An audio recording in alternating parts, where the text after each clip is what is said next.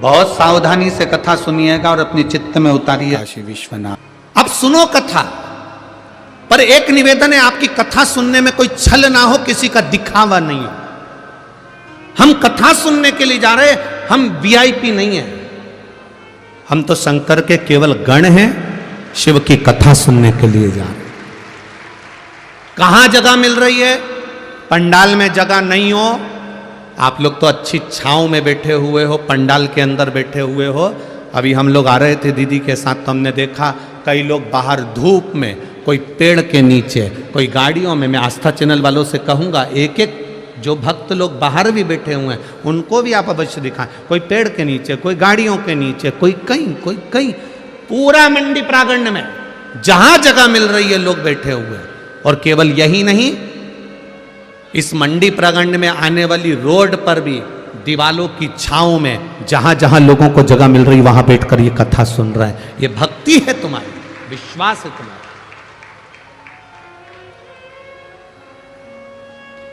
क्या देगा महादेव? क्या प्रदान करेगा महादेव?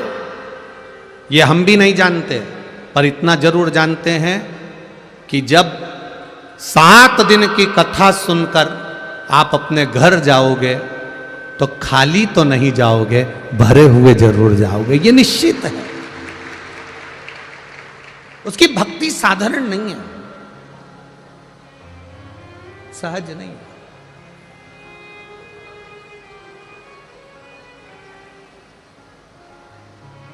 महाराज,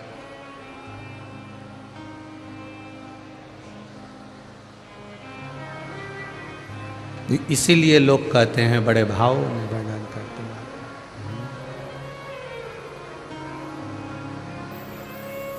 कोई आए ना, जीवन में तकलीफ कितनी भी आए, कष्ट कितना भी आए, पर तेरा साथ, तेरी कृपा हर पल बनी रहे। प्रसन्न हो गए मेरे देवाधिदेव महादेव। जैसे देवराज ब्राह्मण के सामने प्रकट हुए थे,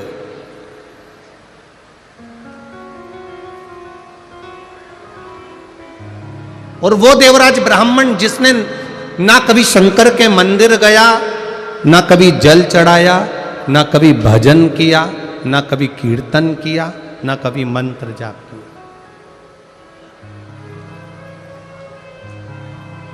चोरी का धन लेकर आया था। वो धन शिवजी के मंदिर में लेकर चले गया। थोड़ी देर शरीर में ताप पड़ा, बुखार आया, छुप कर बैठा रहा, दीवालों में दबत कर बैठा रहा, और फिर जब दब कर बैठा रहा, शिव महापुराण की एक क्षण की कथा उसके कानों में पहुंच गई। मात्र एक क्षण की कथा उसके कानों में गई। चोरी का धन लिया, मंदिर से बाहर निकला, बेलपत्री के वृक्ष के नीचे बैठा, प्राण छूट गया। देवाधिदेव महादेव नंदी लेकर आए, देवराज को नंदी पर बिठाया, कैलाश लेकर चले गए। अब देवराज के मन में एक प्रश्न उठ गया कि ना तो मैं कभी शंकर के मंदिर गया था, ना मैंने लोटा भर के जल चढ़ाया था, ना मैंने कभी बेलपत्र चढ़ाया था, ना कभी मैंने शिव जी की आराधना करी थी। फिर ऐसा कौन सा कारण है जिसके कारण मुझे कैलाश धाम मिल गया? शंकर जी मुझे नंदी पर लेकर जा रहे हैं, ऐसा मैंने पुण्य कौन सा करा था?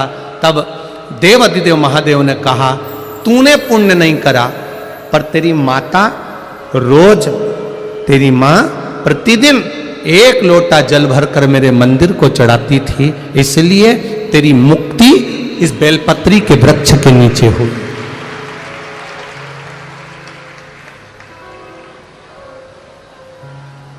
तेरी मुक्ति ये बेलपत्री के वृक्ष के नीचे हुई।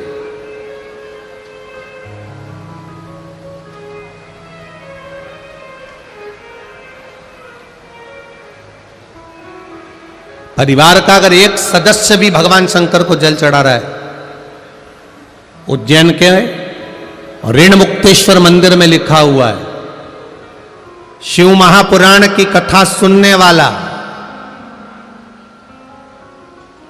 शंकर जी को 1 लोटा जल चढ़ाने वाला।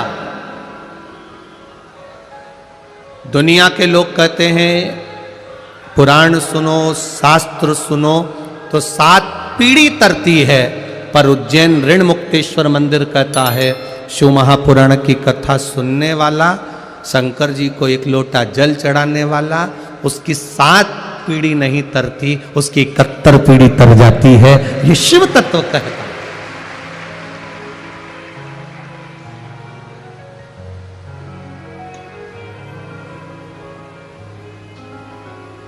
भगवान शंकर का ही गुणगान कर रहा है।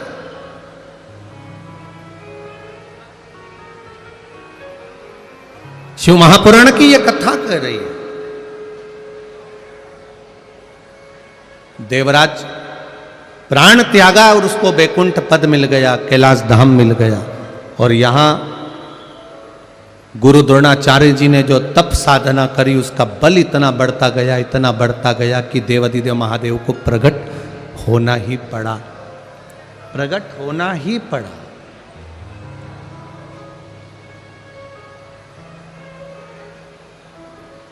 आप में से कितने लोग हैं जो शंकर जी के मंदिर में 1 लोटा जल चढ़ाने जाते हैं?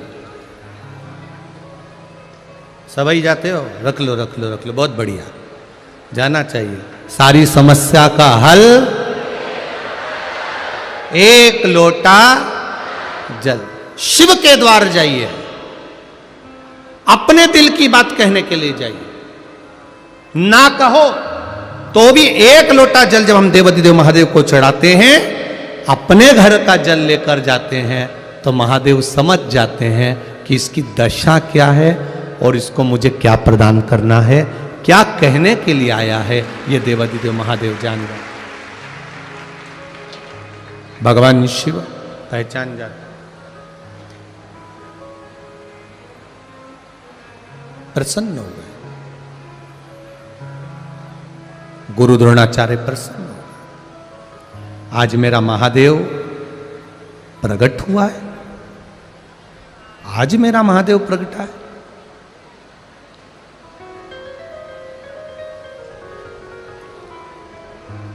महादेव ने कहा गुरु द्रोणाचार्य जी से, मांगो। द्रोणाचार्य जी मांगो, आपको क्या चाहिए, क्या प्रदान करूं मैं आपको?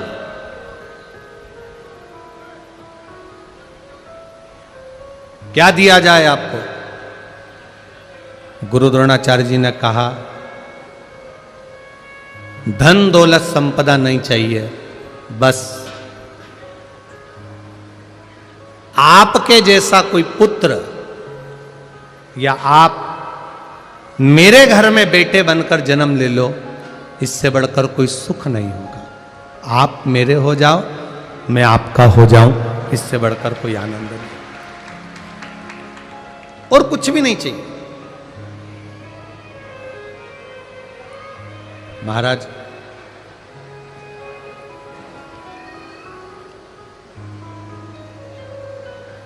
शिव कथा कह रही है,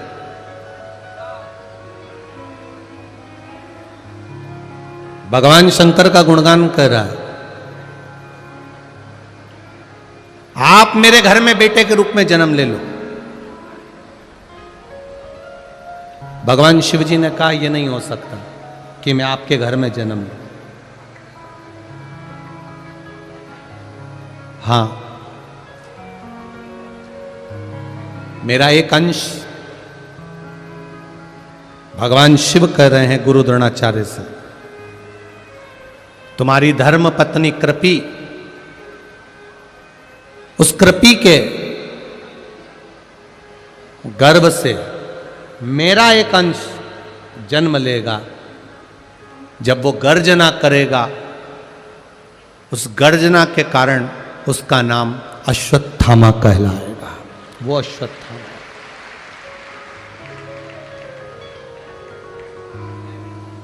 और सुनो द्रोणाचार्य, एक गुरु द्रोणाचार्य, एक बात अच्छे से सुन लीजिएगा जरा।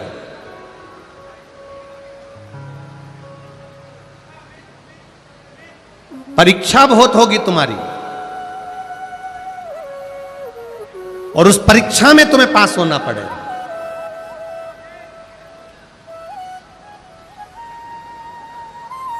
बेटे का जो जन्म होता है वो भाग्य से होता है, पर बेटी का जो जन्म होता है वो भाग्य को भी 100 गुना करा जाता है तो सौभाग्य से होता है।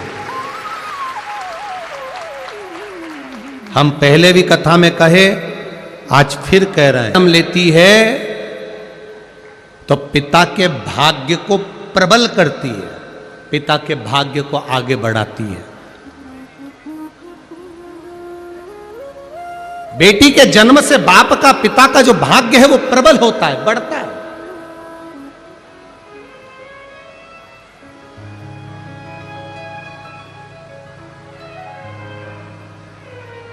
भगवान देवादिदेव महादेव ने कहा गुरु द्रोणाचार्य से, तुम्हारे घर में तुमने बेटे को मंगा है, और बेटे भी मेरे जैसा मंगा है महादेव।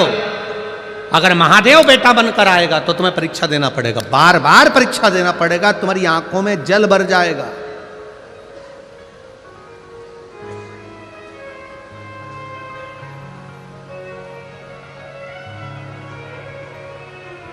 बार बार तुमको रोना पड़ेगा। गुरु द्रोणाचार्य ने कहा, आप अगर बेटे बनकर आ गए तो मैं सारी परीक्षा देने को तैयार हूं, आप तो बस मेरे बेटे बन जाओ, और आप मेरे पुत्र बनकर आ रहे हो, इससे बढ़कर मुझे कुछ नहीं चाहिए, बस कृपा कर दीजिए।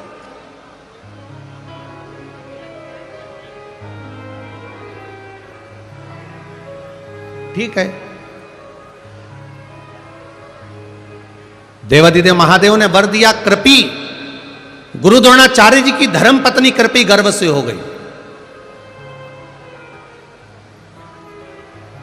कई वर्ष गुरु द्रोणाचार्य को निकल गए थे, पर संतान का सुख नहीं था। कई वर्ष निकल गए।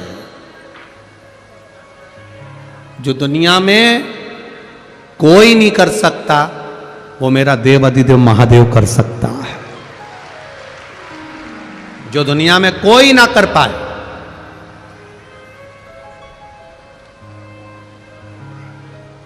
बस अपनी जिंदगी का एक असूल बनाकर रखना कि हमारे द्वारा किसी का दिल ना दुखे, हमारे द्वारा किसी का मन ना दुखे, तो शिव कृपा अपने आप हो जाती है। कितना सुंदर एक संवाद आता है। दो मित्र थे, बड़े प्रिय, दोनों एक दूसरे के लिए प्राण निकाल के रख दें ऐसे मित्र थे।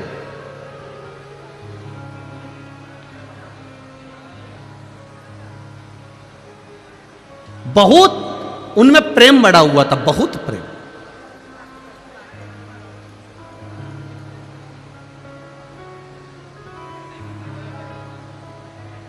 हमको लगता है यही खंडवा बरहानपुर के ही होंगे। आपस में दोनों में बड़ा प्रेम था। दोनों एक साथ स्कूल जाते, एक साथ कॉलेज जाते, दोनों का एक साथ बचपन निकला, दोनों एक साथ बड़े हुए। बड़े होने के बाद एक पढ़ाई में तेज निकल गया तो उसका जॉब, उसकी सर्विस, उसकी नौकरी पुणे में लग गई। अब एक की नौकरी पूना में लग गई और एक की नौकरी नहीं लगी।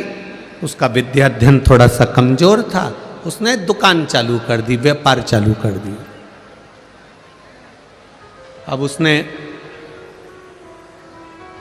व्यापार चालू करा तो ये जो मिर्ची का जो व्यापार होता है, आपके क्षेत्र में भी मिर्ची, इस क्षेत्र में खंडवा हुआ, बरहानपुर हुआ और खरगोन हुआ, निमाड़ क्षेत्र, जितना भी इस क्षेत्र में मिर्ची का व्यापार अच्छा होता है। अब मिर्ची का व्यापार करने लगा। अब एक मित्र नौकरी कर रहा है और एक मित्र व्यापार कर रहा है। दोनों अपनी अपनी जगह पर सेटल हो चुके हैं। नौकरी वाला पुणे में फ्लैट ले लिया, मकान ले लिया, नौकरी कर रहा है, आराम से रह रहा है, और इसने मिर्ची का व्यापार चालू कर दिया। मिर्ची बाजार जाता, खेतों में से मिर्ची को खरीद लेता, बेच देता। ये मिर्ची का व्यापार कर, और वो नौकरी कर। समय बीतता चले गया, बीतता गया, बीतता गया। बहुत ध्यान से सुनना इस कथा को, ये आपके जीवन को संवारने वाली कथा है। दोनों का व्यापार चल रहा है, एक का व्यापार, एक की नौकरी है, चल रहा है, चल रहा है।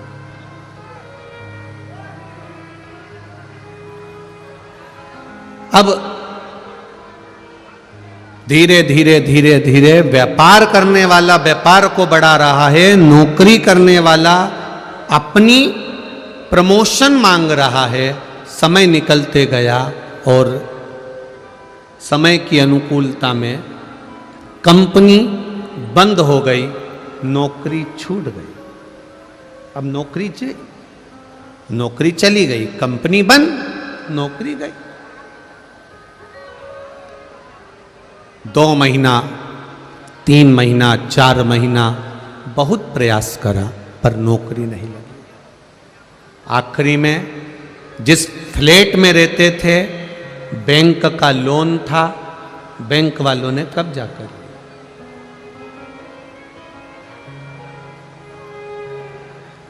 अब वो विचार करने लगा, मैं यहां पर रहकर करूंगा क्या। एक काम करता हूं, अपने शहर, अपने गांव जाता हूं। गांव आ गया, गांव आया, 4-5 दिन अपने घर में रहने के बाद उसको याद आई, मेरे दोस्त से मिलता हूं। मित्र के पास गया, मित्र दुकान पर जाकर बैठ गया उसकी। क्या बात है, क्या हुआ? अरे भाई नौकरी चली गई, अब तो सर्विस है नहीं, नौकरी है नहीं, बड़ा दुखी हूं, बड़ा दुखी। क्यों टेंशन लेता है? 1 दिन उसने सुना, 2 दिन उसने सुना, 3 दिन उसने सुना, 4 दिन उसने सुना, 5वें दिन व्यापारी मित्र को दया आ गई और उसने कहा एक काम करते हैं, अपन थोड़ा व्यापार बढ़ाते हैं। तू बाजार जाना, मिर्ची खरीदना, मिर्ची लाना, बेचना, पढ़ा लिखा है तू, मुझे इतनी पढ़ाई नहीं आती, पैसा मैं लगाऊंगा, मेहनत जम के बोलो तुझे करना, पैसा मैं लगाऊंगा, मेहनत तुझे करना है। और मेहनत भी हल्की नहीं करना है, दिन रात मेहनत करना पड़ेगी, तब जाकर कुछ मिलेगा। ये नौकरी नहीं है कि पैसा हर महीने हाथ में 10,000 50,000 आ जाएगा। मेहनत तुझे करना पड़ेगी। मैं पैसा लगा दूंगा, मैं बाहर नहीं जा सकता, दुकान पे बैठता हूं, इसलिए मेहनत तुझे करना पड़ेगी।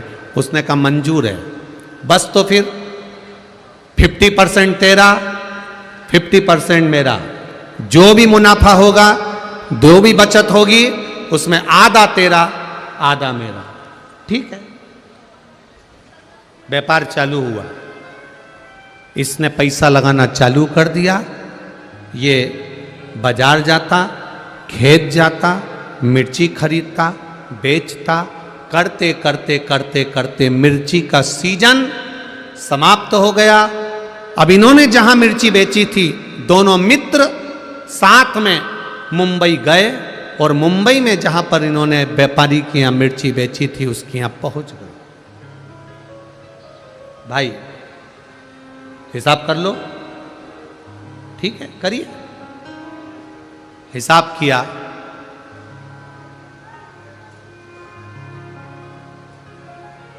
2 लाख रुपए इनको मुनाफा मिला। 2 लाख रुपए ज्यादा मिल गए। अब दोनों खुश, 1 लाख तेरा, 1 लाख मेरा।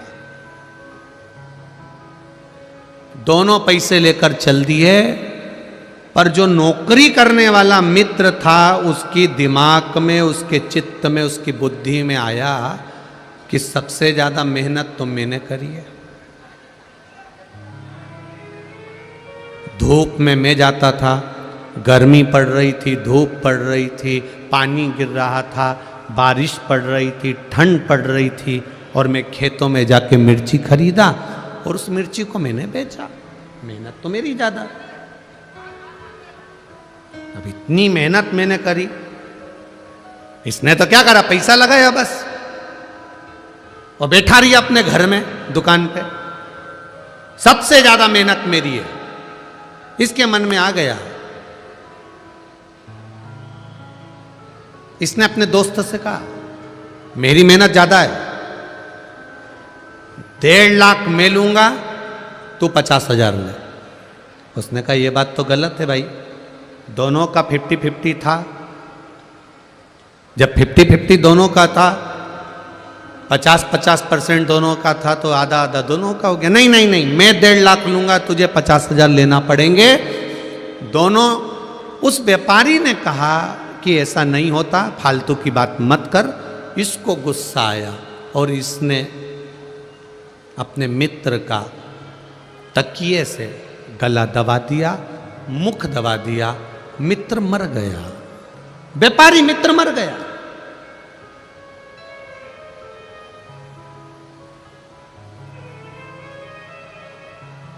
तड़प तड़प के मर रहा, मर गया। मित्र मरा, ये रोता हुआ मित्र के घर गया। मित्र के घर रोता हुआ गया।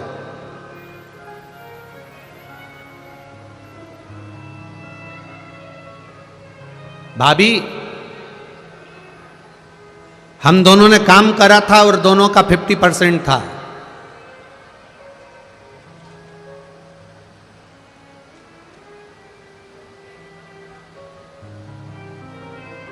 दोनों का 50% था। 60,000 रुपए की बचत हुई, उसमें से ये 30,000 रुपए भाभी मेरे दोस्त के हिस्से के आपको दे दिए और 30,000 मैंने रख लिए। अब घर के लोगों को लगा कितना ईमानदार व्यक्ति है। अब उनको तो मालूम ही नहीं था कि इतना बच गया। उनको तो मालूम पड़ा कि 30,000 कम से कम इसने वापिस लाके दिए तो सही। खुश, परिवार के लोग खुश हो गए, कम से कम 30,000 ईमानदारी से तो दिया। अब उनको लग रहा है कि ये ईमानदार है, पर ये भीतर से कैसा है ये जानता है।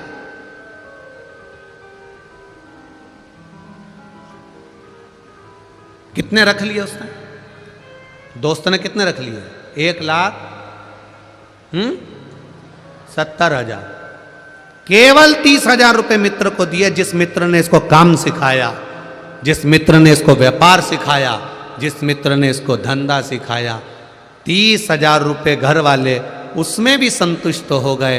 कोई बात नहीं भैया, आपकी ईमानदारी कितनी है, आपने हमारा हिस्सा तो दे दिया।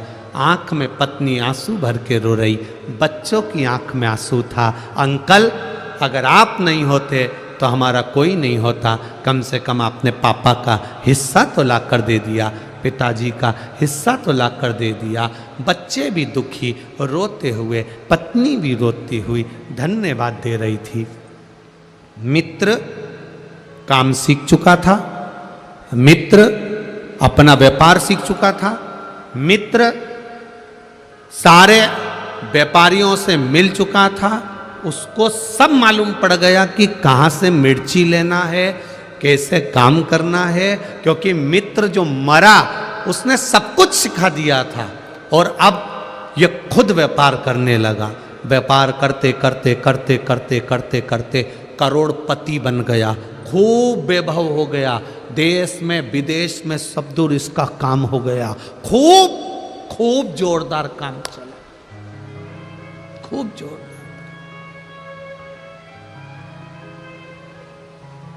अब शादी हो गई इसकी।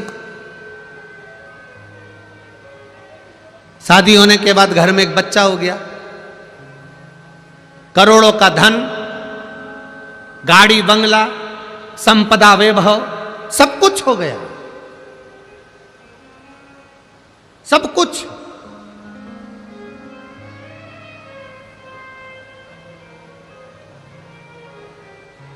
घर में बेटे ने जन्म ले लिया। बेटा 20 साल का हो गया और बढ़ते बढ़ते बेटा 25 साल का हो गया। खूब खुशियां घर के अंदर, रोज पार्टियां हो रही हैं, रोज धन आ रहा है, गाड़ियां बदली जा रही है, वैभव आ रहा है।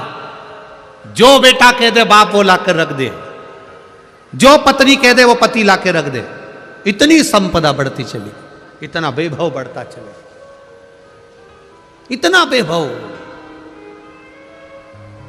25 साल का बेटा हो गया, शादी की तैयारियां होने लगी, बेटे के लिए लड़की देखने लगे। उतने समय में बेटे को थोड़ा सा रोग ने, बीमारी ने घेर लिया।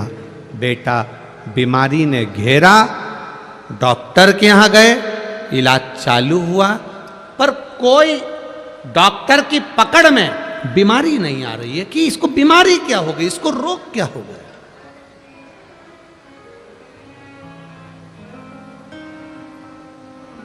क्या बीमारी हुई है इसको, किसी को नहीं मालूम। इलाज करवाया पहले अपने नगर के, अब पैसे वाला व्यक्ति तो अच्छे डॉक्टर से इलाज करवाएगा। इलाज करवाया, एक जगह डॉक्टर से काम नहीं हुआ, दूसरी जगह करवाया, दूसरी जगह से तीसरी जगह करवाया, तीसरी जगह से चौथी जगह करवाया, चौथी जगह से पांचवी जगह करवाया। अपने प्रदेश में इलाज करवाते करवाते थक गया, तब दूसरे प्रदेश में पहुंचा, इलाज करवाया, पर रोग का ठिकाना नहीं मालूम पड़ा। करवाते करवाते करवाते करवाते देश में इलाज करवाया, विदेश में इलाज करवाया, लाखों रुपए इलाज में लगाते गया, पर बीमारी पकड़ाई में नहीं आई। समय निकलता गया, व्यापार पर अब इसका ध्यान नहीं है, अपने बेटे को ठीक करना है। मेरा बेटा ठीक होना चाहिए, भले करोड़ों का धन लग जाए। धन लगाता गया, व्यापार धीरे धीरे कम होता चले गया।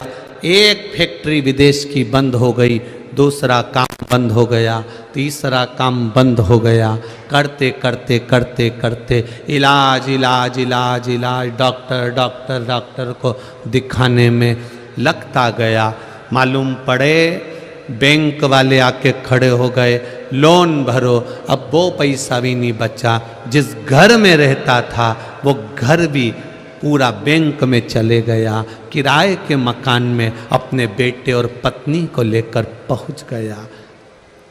समझ नहीं आ रहा ये कैसे हो गया, ये कैसे हुआ।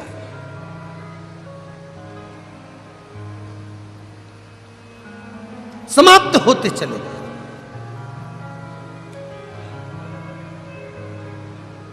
अब जेब में 300 रुपए पड़े थे पिता के, और बाप बेटे के सिर पर हाथ रखकर पलंग पर बैठा है किराए के मकान में। बेटा केवल 300 रुपए बचे हैं, केवल 300, कुछ भी नहीं है, रोटी के लाले पड़ गए, कुछ नहीं बचा। तेरी बीमारी में मैंने सब लगा दिया, क्या करूं अब, किसको दिखाऊं तुझे, किसको बताऊं मैं, क्या करूं मैं कि तू मेरा हो जाए, तू बच जाए। बेटा पलंग पर पड़ा पड़ा आंख से आंसू बहा रहा है। बाप पलंग पर बैठा बैठा रो रहा है। बाप बेटे को देख रहा है, बेटा बाप को देख रहा है। दोनों एक दूसरे को देखकर रो रहे हैं। बेटे ने अपने पापा से कहा, पापा, पिताजी, बाबूजी, बस 300 रुपए का हिसाब और रह गया है पिताजी, अब कोई हिसाब बचा नहीं है, अब तो आखिरी हिसाब है। बाप बेटे को गले लगाकर रो रहा है, तू ऐसी बात क्यों कर रहा है, मैं तुझे बचा लूंगा। बेटा कहता है, पिताजी 300 रुपए बचे हैं, जब मैं मरूंगा अंतिम संस्कार में काम आ जाएगा। अंतिम संस्कार। धीरे धीरे बेटा आंखें बंद करने लगा। बाप रोने लगा, तड़फने लगा। पिता,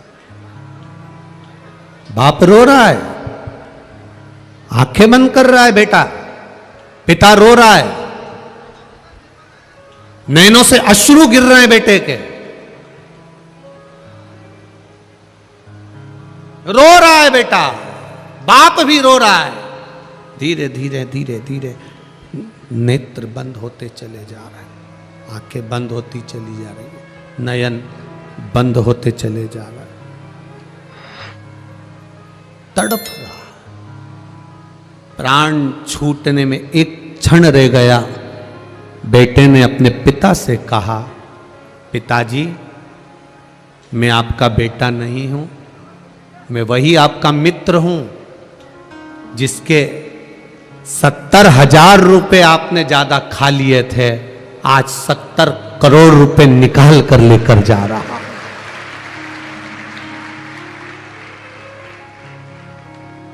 70 लाख 70,000 रुपए का 70 करोड़ 70 लाख लेकर जा रहा हूं। यह हिसाब कोई साधारण नहीं है। आधी रोटी खा लो, रूखी रोटी खा लो, पर किसी को धोखा देकर उसका धन मत खा जाना, जिंदगी भर तड़प तड़प कर मरना पड़ता। थोड़ी आवाज बढ़ाइए। जिंदगी भर तड़प तड़प कर मरना पड़ता।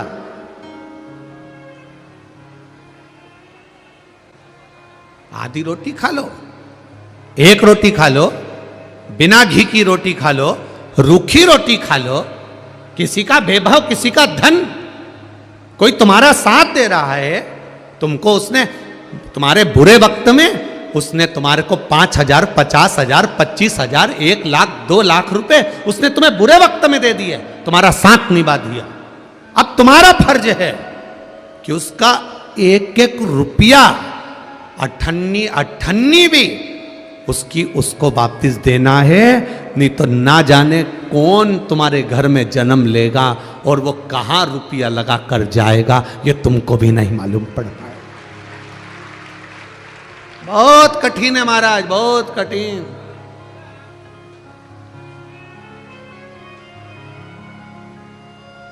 बहुत कठिन है।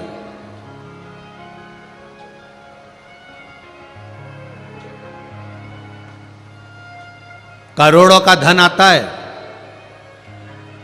करोड़ों का वैभव आता है, ये भी बनाना है, वो भी बनाना है, वो भी बनाना है, ये भी करना है, वो भी करना है, सब कुछ करना है। करोड़ों का वैभव होता है, करोड़ों का धन आता है, पर हम कितना उसको लगा रहे हैं और कितना हम भोग कर रहे हैं, यह हमको अंदाजा होना चाहिए। मत बुरे कर्म कर बंदे वरना पछताएगा, भगवान की आंखों से तू बच नहीं पाएगा, तू बच नहीं पाएगा। अरे ओ अज्ञानी मत करना,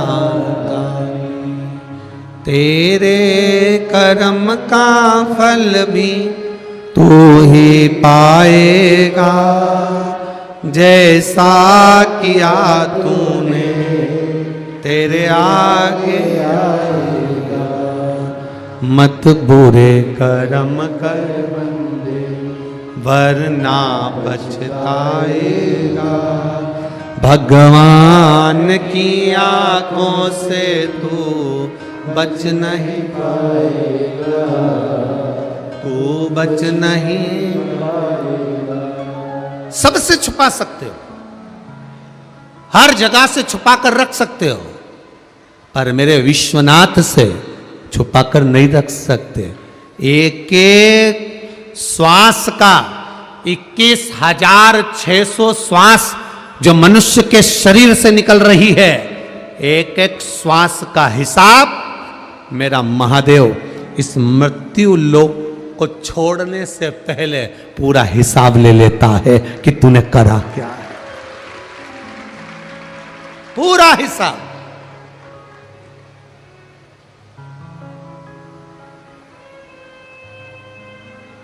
लेगा हिसाब हो। तुम लेते हो कि नहीं लेते हिसाब? अपने लड़के से कहा जा 50 रुपए ले जा, 10 रुपए का सर्फ ले आना, 10 रुपए का साबुन ले आना, 10 रुपए का बिस्कुट ले आना।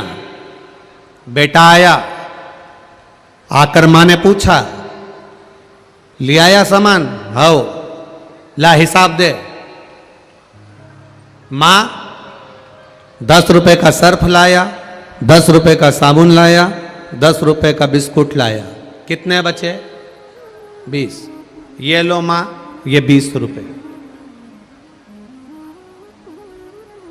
जब एक माता पिता अपने बच्चों से 50 रुपए का, एक माता पिता अपने बच्चों से 100 रुपए का हिसाब ले सकते हैं, तो वो महादेव भी 100 साल का हिसाब तो लेगा कि करा क्या तूने नीचे जाने के बाद, इस मृत्यु लोक में पहुंचने के बाद तुमने किया क्या है, इस भूमंडल पर जाने के बाद, इस मृत्यु लोक में पहुंचने के बाद तुमने करा क्या?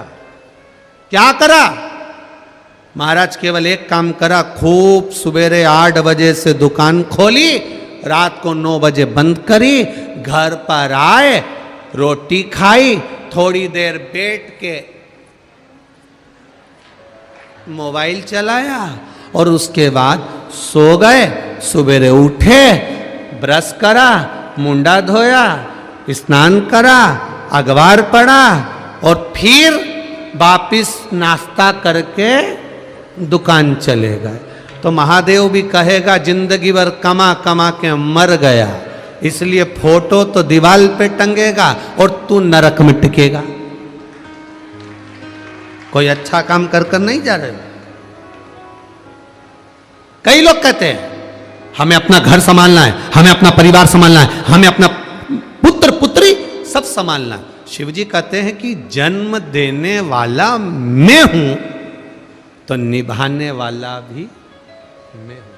कोई दूसरा तुमको नहीं निभाएगा, निभाएगा तो मेरा देव अधिदेव महादेव निभाएगा,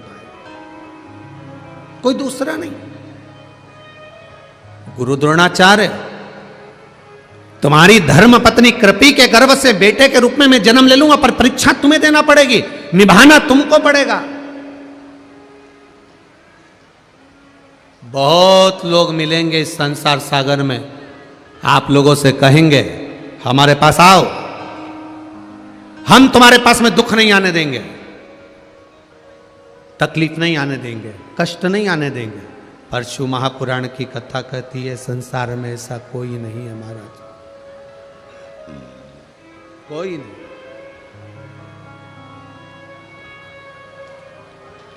मृत्युलोक में अगर जन्म लिया है, पृथ्वी पर अगर आए हो, तो 2 कारणों से हमारा जन्म हुआ है। एक, भगवान का भजन करने के लिए, और दूसरा अपने कर्म का भोग भोगने के लिए। ये अपने कर्म का भोग हमें भोगना है, कोई दूसरा नहीं भोगेगा। जैसे आपको भी प्रयागराज की कथा में कहा था, छींकना है अपना छींकना अपने को पड़ेगा, खांसना है अपना खांसना अपने को पड़ेगा। तुम तुम्हारी पड़ोसन से कह दो तू छींक दे, मैं नहीं छींकूंगी, ऐसा हो सकता है?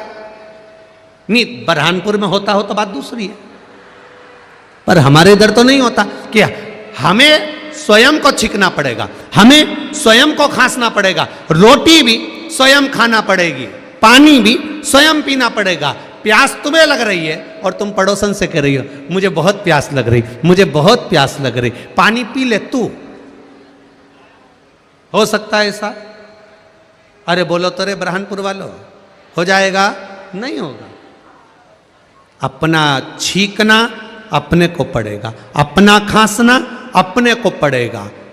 बीमारी आएगी तो भोगना भी अपने को पड़ेगा, दवाई भी अपने को खाना पड़ेगी। उसी तरह अपने कर्मों का भोग भी अपने को भोगना है, इसलिए 1 लोटा जल भी अपने को ही चढ़ा, कोई दूसरा नहीं चढ़ाए, स्वयं चढ़ाइए, स्वयं।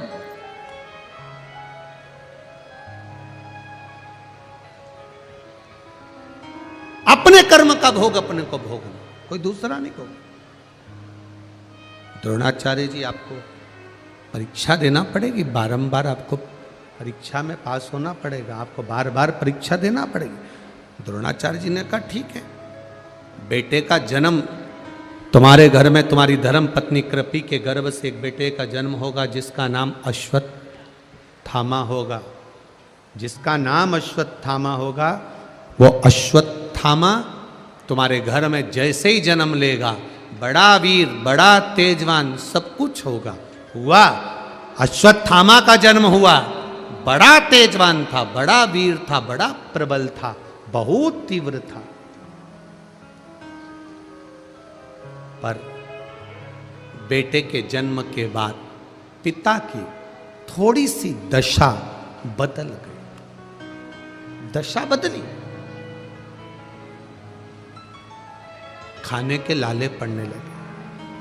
गुरु द्रोणाचार्य जी के पास में भोजन के लिए अन्न नहीं था, धन नहीं था, खाने के लाले पड़ने लगे।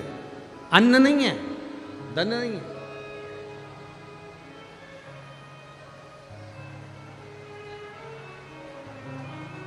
क्या करूं मैं? गुरु द्रोणाचार्य चले गए परशुराम भगवान के पास में, परशुराम जी से विद्या सीखने लगे। मां और बेटे घर में रहने लगे। आज घर में रहने वाला बेटा पढ़ने के लिए गुरु के घर जाता है। वहीं से गुरु द्रोणाचार्य निकल कर जा रहे थे और गुरु द्रोणाचार्य जी ने जाते जाते अपने बेटे को देखा। तो क्या देख रहे हैं बेटे को? सारे बच्चे, आश्रम के बच्चे सारे की सारे गाय का दूध लेकर आए हैं और पी रहे हैं। और अश्वत्थामा अपने मित्रों से कह रहे हैं दूध मुझे भी पीना है, गौ माता का दूध मुझे भी दे दो, मुझे भी पीना है, गौ माता का दूध मुझे भी दीजिए। मित्रों से कह रहे हैं। और मित्र आटे को पानी में घोलकर अश्वत्थामा को लाकर दे देते हैं। अश्वत्थामा, थोड़ा आवाज बढ़ा रे बाबू। अश्वत्थामा पानी में घुला हुआ आटा अश्वत्थामा पीते हैं। अश्वत्थामा पी रहे हैं आटे का पानी। पिता गुरु द्रोणाचार्य देख रहे हैं। अब कितने विद्वान थे गुरु द्रोणाचार्य, जरा विचार करिएगा। कई लोग आते हैं आपकी जिंदगी में, हमारे पास आओ, हम तुम्हारा दुख मिटा देंगे, हम तुम्हारा कष्ट मिटा देंगे, हम तुम्हारा ये कर देंगे। राजा परीक्षित को 300 ऋषि मिले थे। 300 ऋषियों ने कहा हम तुमसे यज्ञ करवाएंगे, हम तुमसे अनुष्ठान करवाएंगे, हम तुमसे ये करवाएंगे, हम तुमसे वो करवाएंगे। तुम बैठो, 7 दिन की तुम्हें 7 दिन बाद तक्षक नाग डसेगा, हम तुम्हें बचा लेंगे। परीक्षित उनके तावे में नहीं आया। परीक्षित ने सोच लिया ये कुछ नहीं होता। महाराज, दुनिया के लोग कहेंगे हम तुमको ये कर देंगे, हम तुमको वो कर देंगे। ना ना ना ना, तुम्हारे कर्म का दंड तुमको भोगना है। इसलिए तुम्हें खुद शंकर की आराधना करना पड़ेगी, राम का नाम जपना पड़ेगा, कृष्ण का भजन तुम्हें स्वयं करना पड़ेगा। कोई दूसरा तुम्हारा भजन नहीं कर सकता। सियोर वाले महाराज में भी सामर्थ्यता नहीं है कि तुम्हारे दुख को मिटा दे। और दुनिया का कोई महाराज, दुनिया का कोई संत, महात्मा, जोगी, सन्यासी, तपस्वी, साधक नहीं जो तुम्हारे दुख को मिटा दे। तो कारण तुम्हें खुद करना पड़ेगा। जैसे बीमारी आने पर दवाई खुद को खाना पड़ती है, उसी तरह तुमको खुद को शंकर के मंदिर तक जाना पड़ेगा, तब जाकर जीवन सवर पाएगा। स्वयं को जाना पड़ेगा।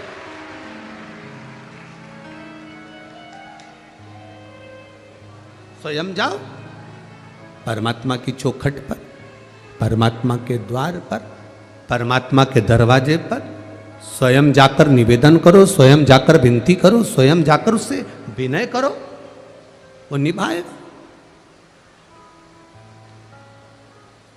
आज के लोग बस इतना चाहते हैं कि कहीं से हम ऐसी भभूति घुमा दें, और सोने का हंडा निकल जाए, सोने का हंडा निकले और हमारा काम हो जाए। आज की दुनिया के लोग चाहते रातों रात, बोलो तो रे बरहानपुर वालों, रातों रात करोड़पति बन जाऊं।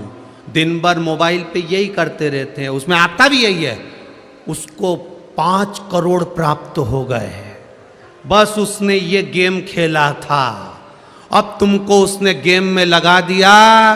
धीरे से पूछा IFSC कोड नंबर बता, तुमने बता दिया। फिर उसने पूछा बैंक अकाउंट नंबर बता, तुमने बता दिया। पूछो जरा आसपास के थानों में जाकर, पुलिस प्रशासन से, कोतवाली में जाकर पूछो, सबसे ज्यादा केस यही मिलते हैं, उसके 50,000 निकल गए, उसके 25,000 निकल गए, उसके 1 करोड़ निकल गए, उसके लाख निकल गए। क्यों निकले? केवल तुम्हें रातों रात जो करोड़पति बनना था, उसके चक्कर में तुम खुद रोड़पति बन गए।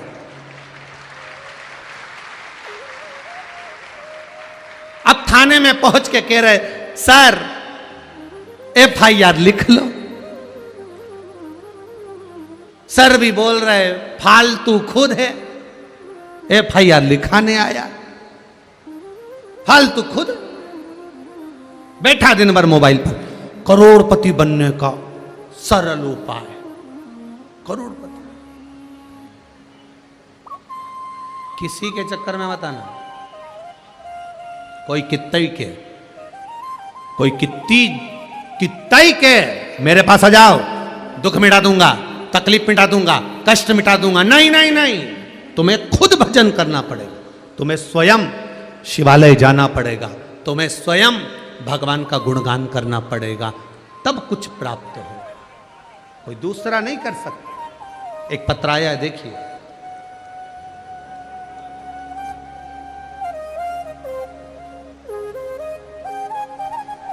शंभो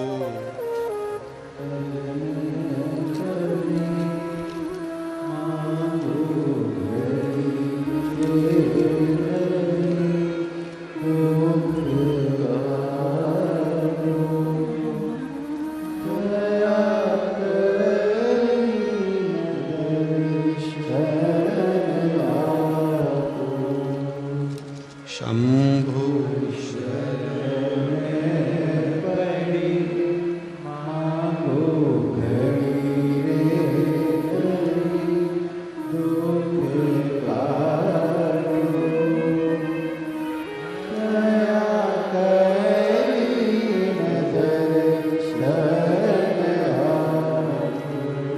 शिव कथा कह रही है। मैं व्यास नगरी चावल जिला जलगांव से आई हूं। मेरा नाम सुनंदा राकेश बड़गूजर है। कहीं बैठी हो तो हाथ हिलाइएगा, जहां कहीं भी बैठी हो अपने दोनों हाथ हिलाइएगा। मेरा नाम, इधर है क्या? हाथ हिलाइएगा।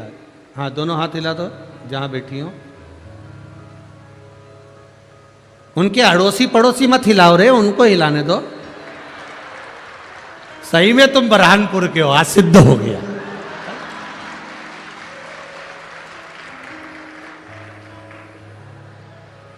मेरा नाम सुनंदा राकेश बड़गूजर है। दोनों हाथ हिला दो। श्री शिवाय नमस्तु। बड़गूजर है। मैं शिवजी का क्या बखान करूं।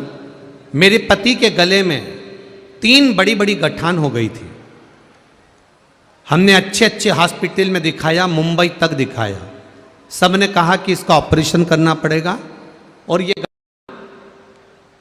गलत है, इससे बड़ी बीमारी का क्रम हो सकता है। ऑपरेशन कराएंगे, गठान है और 3 है। निकालने के बाद फिर गठान आ सकती है और जांच में बड़ी बीमारी आ सकती है।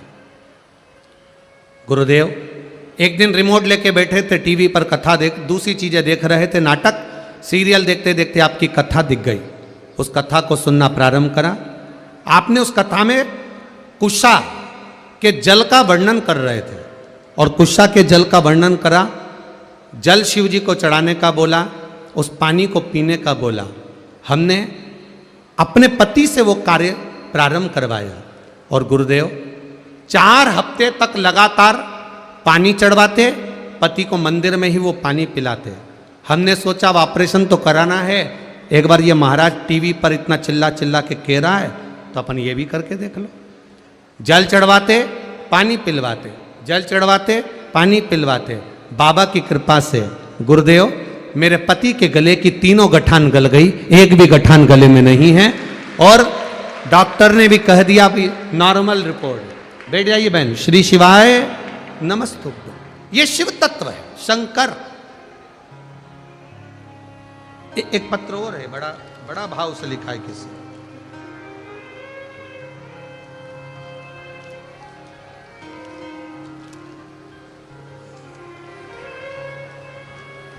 दीपमाला चौहान भुसावल से हैं, कहीं बैठी हो तो हाथ हिलाइएगा। दीपमाला चौहान भुसावल से पीछे है। अच्छा, दोनों हाथ हिला दीजिए एक बार। श्री शिवाय नमस्तुभ्यं। दीपमाला चौहान भुसावल से।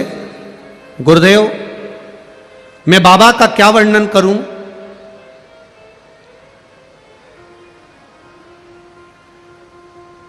बहुत बड़ी बीमारी से जूझ रही थी। दोनों छाती में से पस निकल करता था।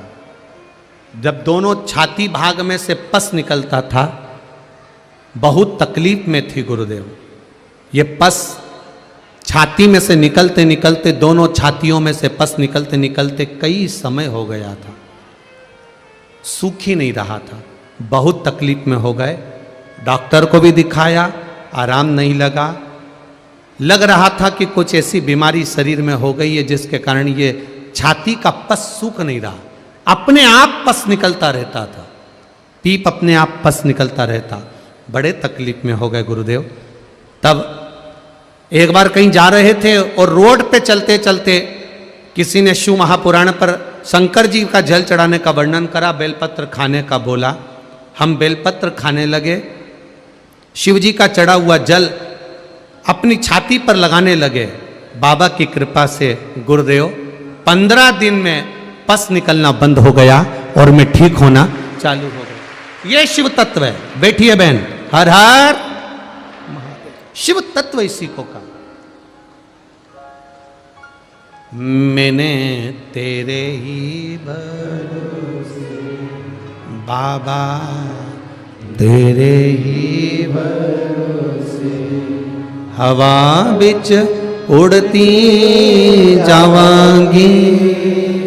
बाबा डोर हथों छड़ी में कटी जावांगी। भोले मैं तेरी पतंग, शंभू मैं। ये शिव तत्व है। लेगा परीक्षा मेरा भोलेनाथ। आपको भी कष्ट होगा इस मंडी प्रागण्य में ब्रह्मपुर की जगह पर अपनी जगह संभालना, बैठना, इतनी भीड़ में आना, धक्के खाना, कष्ट आपको भी होगा। पर शिव महापुराण की कथा कहती है जो शंकर की कथा में धक्के खा लेता है फिर वो संसार के धक्के नहीं खा पाता है। ये निश्चित है। होगा कष्ट, हम मानते हैं। पहले दिन ये हाल है तो बाकी के दिन की तो हम गणना नहीं कर सकते तुम्हारी कि तेरा क्या होगा कालिया, हम नहीं कर सकते। पर ये और एक बात और है, ब्रह्मपुर में ये नज़ारा देखने को दूसरी बार मिलने वाला भी नहीं है, निश्चित है। अर्चना दीदी कह रही थी, गुरुजी जब राजनीति के अंतर्गत कोई व्यक्ति कोई कार्यक्रम करता है, राजनीति का कोई कार्य करता है, तो राजनीति का कोई मंच का कार्यक्रम है या कोई बड़ी सभा करना होती है तो सब दूर गाड़ियां भेजना पड़ता है या सबको एकत्रित करना पड़ता है, पूरी जान झोंक देना पड़ती है, तब लोगों को इकट्ठा करा जाता है। हम तो इतना प्रचार भी नहीं करे, पर समझ में नहीं आया। ये 2 दिन पहले से आके भर आ गए, समझ में नहीं आया कहां से आया।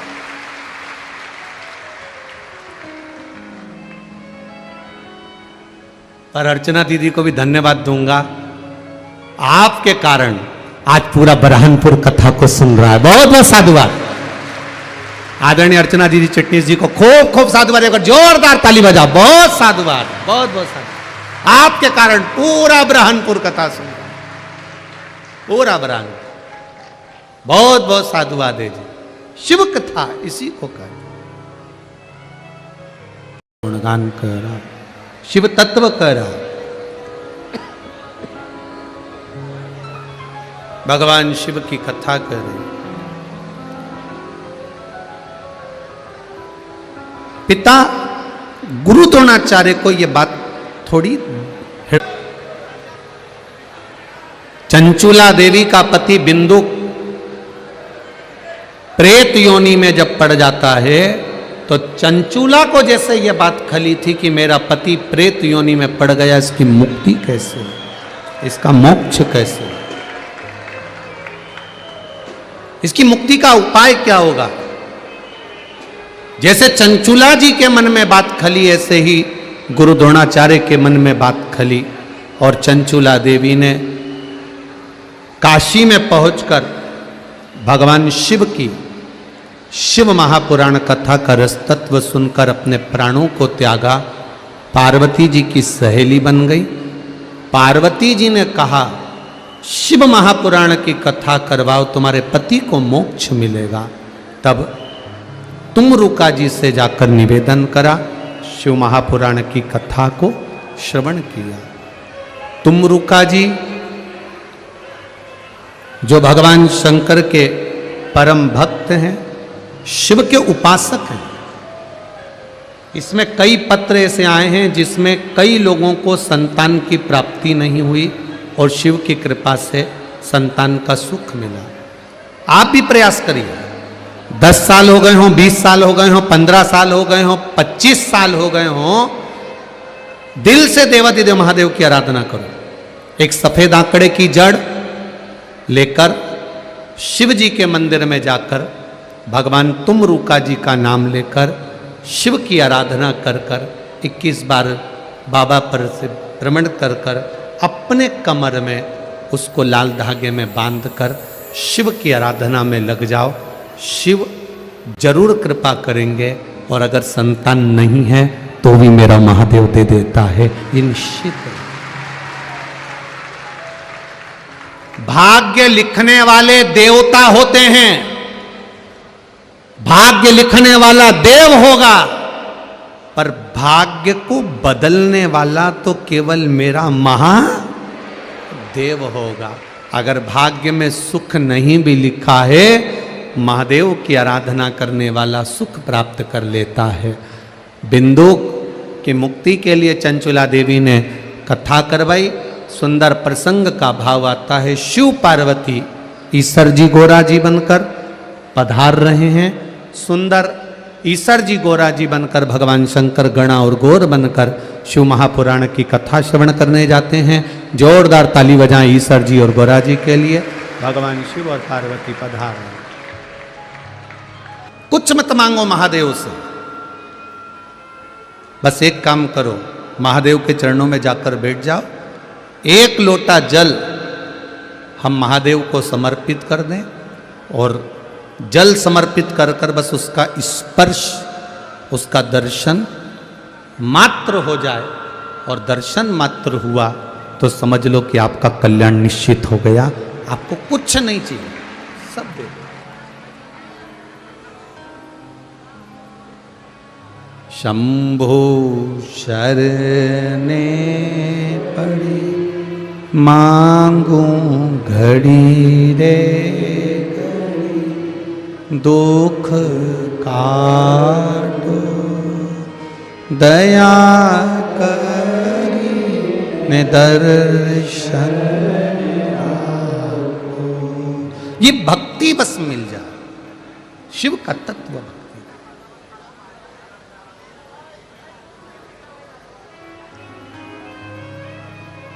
कुछ नहीं मांगा गुरु द्रोणाचार्य जी ने, केवल शंकर भगवान की आराधना कर रहे हैं, भगवान शिव की भक्ति कर रहे हैं, शिवलिंग का निर्माण कर रहे हैं। मिट्टी लेकर आते, बालू रेत लेकर आते, शिवलिंग का निर्माण करते, भगवान शंकर का निर्माण कर कर, शिवलिंग का निर्माण कर कर पूजन करते। एक अभिलाषा रह गई बस, केवल कि मुझे शंकर से मिलना है, मुझे शिव से एक बार साक्षीकरण करना।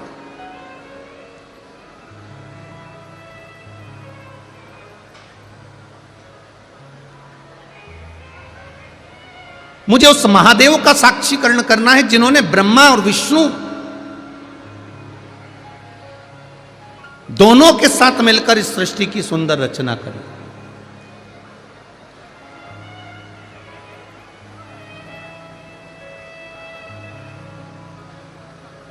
और होगा, अगर आपका विश्वास पक्का है, आपका भरोसा पक्का है, आप शिव की आराधना में लगे हुए हो, तो निश्चित है एक बार मृत्यु के पहले मेरे महाकाल का दर्शन जरूर होगा, ये निश्चित है। यदि आप आराधना में लगे हो, ब्रह्मा ब्रह्मलोक में रहते हैं, भगवान विष्णु बैकुंठ लोक में रहते हैं, इंद्र इंद्र लोक में रहते हैं, गरुण गरुण लोक में रहते हैं, वरुण वरुण लोक में रहते हैं, केवल मृत्यु लोक पर रहने वाला एक है, और वो मेरा देव अधिदेव महादेव है। वो सहज नहीं है, वो सरल नहीं है।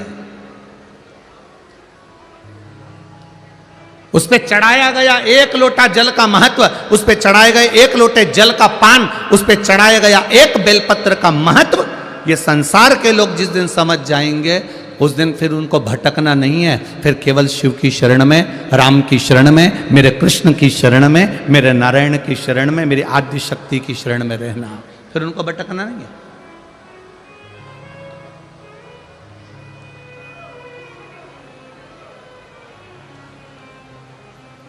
एक पत्र एक बहन ने लिखा है,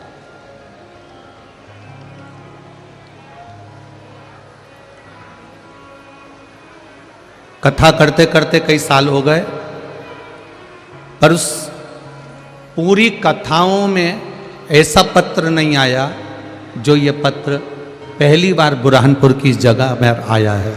पहला पत्र।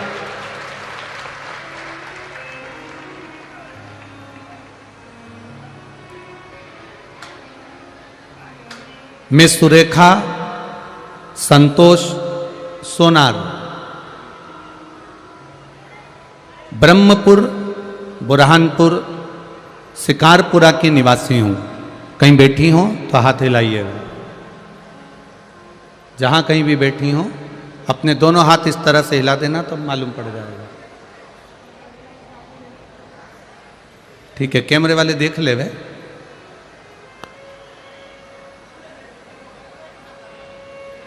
ठीक है, हाँ, दोनों हाथ ऐसे हिला दो बहन जी।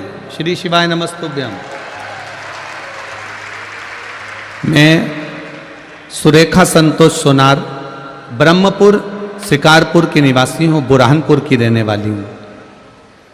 गुरुजी, मैं शिवजी पर एक लोटे जल का क्या महत्व बताऊं, मैं वर्णन नहीं कर सकती।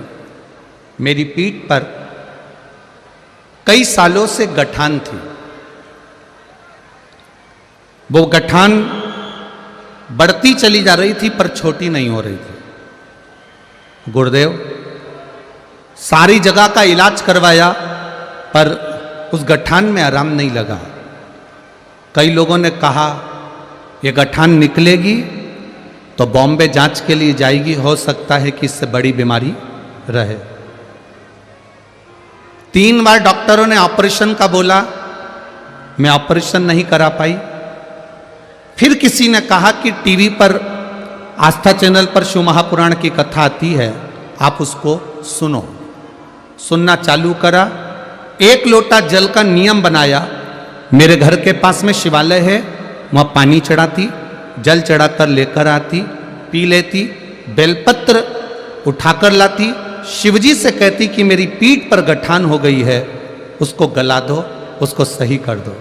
बाबा की कृपा से गठान धीरे धीरे धीरे धीरे छोटी होती चली गई। एक दिन की बात है, मैं शंकर जी के मंदिर में नमन करती और मेरी वो गठान फट गई और फटते से ही वो गठान बाहर निकल गई, पस निकलने लगा और वो गठान से मेरी पीठ में छेद हो गया। मुझे बाहर नहीं जाना पड़ा। इस पॉलीथीन में रखकर मैं गठान भी भेज रही हूं और जो मेरी पीठ में छेद हुआ था उसका फोटो भी भेज रही हूं। पहला पत्र है जिसमें गठान भी हमारे पास आई है। इस पॉलीथीन में, छोटी पॉलीथीन में रखकर मैं गठान भी भेज रही हूं। जो गठान निकली है आप आस्था चैनल के माध्यम से देख सकते हैं, और जो उसकी पीठ में छेद हो गया था वो छेद का फोटो भी है। गुरुदेव शिव मंदिर से घर गई, जो पानी लेकर गई थी शंकर जी पे चढ़ा हुआ वही लगा लिया, पस निकलना बंद हो गया, रक्त निकलना बंद हो गया और मेरी गठान ठीक हो गई। मैं एकदम स्वस्थ हूं, बाबा की कृपा। ये शिव तत्व है, ये शंकर, ये उग्र। बैठो बहन, श्री शिवाय नमस्तुभ्यम, बैठ जाइए। तेरी कृपा बिना न हिले एक भी अणु, लेते हैं श्वास तेरी कृपा से। बखान क्या करूं मैं राखों के ढेर का, चपटी भभूत में खजाना। दुनिया के लोग कहते हैं शिव जी क्या देते हैं, हम कहते हैं शंकर को जल चढ़ाओ, पर छल से मत चढ़ाओ, बेईमानी से मत चढ़ाओ, कपट से मत चढ़ाओ, प्रपंच से मत चढ़ाओ। ठाकुर जी की सेवा करो, भोलेनाथ जी की सेवा करो, देवी की सेवा करो, राम की सेवा करो, चाहे अपने माता पिता की सेवा करो, पर दिखावे से मत करो, उसको अपना बनाने के लिए करो तो वो आपका हो जाए। हमें भगवान की सेवा दिखाना नहीं है।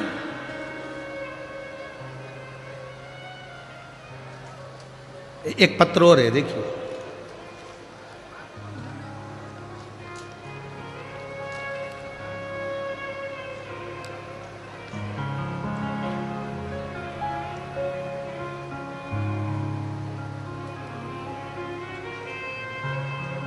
मेरा नाम प्रियंका, बुरहानपुर की निवासी हूं। ये पत्र जिसने लिखा है, अगर वो देख रही हो तो अपनी जगह पे खड़ी हो जाएं, दोनों हाथ हिला दें। आप ही हैं, दोनों हाथ हिला दो एक बार। श्री शिवाय नमस्तुभ्यम। मेरा नाम प्रियंका, मैं बुरहानपुर की निवासी हूं। बाबा भोलेनाथ की महिमा का क्या वर्णन करूं, मेरे पास शब्द नहीं है। मुझे कुछ दिनों से पेट में दर्द हो रहा था। मैंने साधारण दर्द समझकर डॉक्टरों की दवाई खाई, परंतु दर्द कम नहीं हुआ। मुझे आवाज़ कि जरूर कोई बीमारी हो गई है, मेरा पेट का दर्द कम नहीं हो रहा। तब मैंने जांच कराने का निर्णय लिया। तब डॉक्टर की सलाह पर मैंने विशेषज्ञों को इंदौर में बताया। इंदौर के डॉक्टरों ने जांच करना प्रारंभ करी। सारी जांचों की जब रिपोर्ट आई तो मेरे पेट में कैंसर का लक्षण बता दिया। जब कैंसर मेरे पेट में बताया गया, तब किसी ने कहा कि मोबाइल पर या टीवी पर कथा सुनो। मैं 2021 से लगातार आपकी कथा चैनल के माध्यम से सुन रही हूं। इतना भरोसा मुझे भोलेनाथ पर हो गया कि एक घड़ी भी मैं बाबा के बिना नहीं रहती। शिव जी को जल चढ़ाती, बेलपत्र खाती। अब जब मालूम पड़ गया कि पेट में कैंसर बता दिया गया है या कैंसर का लक्षण बता दिया गया, आपने कथा में कहा था कि त्रिजुगी नारायण का पानी जहां पर शिव और सती का विवाह हुआ है वो जल मंगवा कर पियो, आराम लगना चालू हो जाएगा। मैंने अपनी छोटी बहन और अपने पति से कहा कि आप जाओ और त्रिजुगी नारायण का जल लेकर आओ। वहां से त्रिजुगी नारायण से जल मंगवाया, शिव जी का नाम लेकर उसको पीना चालू करा। आप कहते हो कुंदकेश्वर महादेव के नाम से पियो, मैंने कुंदकेश्वर महादेव का नाम लेकर पानी पीना चालू करा। दूसरी बार जांच कराने के लिए हम लोग उस कैंसर की जांच कराने के लिए फिर हॉस्पिटल गए। डॉक्टरों ने कह दिया तुम्हारी नॉर्मल रिपोर्ट आ गई है, तुम ठीक हो गई। ये शिव है, ये शंकर, ये ओ घड़ी है। बैठो बहन, श्री शिवाय नमस्ते। ये शिव है, ओ घड़ी। ओंकारेश्वर भगवान की, कुबेरेश्वर महादेव की। हर हर महादेव, हर हर महादेव, हर हर महादेव।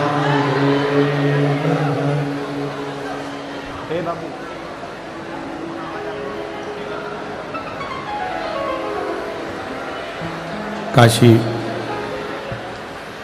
विश्वनाथ, ओगरदानी, त्रिकालदर्शी, कैलाशी, अविनाशी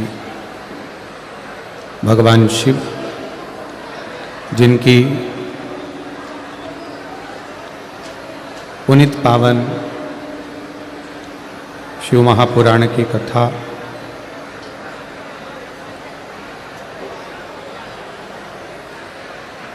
संपूर्ण विश्व, गुनगुन आवाज आ रही वो देखिए,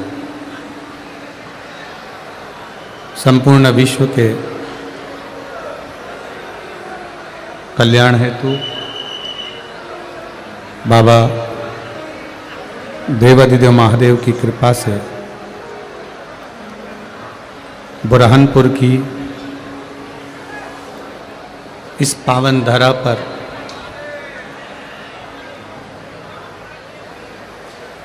सात दिवसीय शिव महापुराण की कथा श्रवण करने का सौभाग्य बाबा देवादिदेव महादेव की कृपा से श्रवण करने का सौभाग्य प्राप्त हुआ है।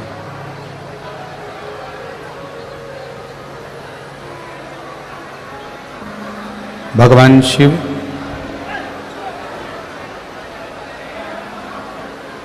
जो संपूर्ण विश्व का कल्याण करने वाले हैं, ऐसे बाबा देवादिदेव महादेव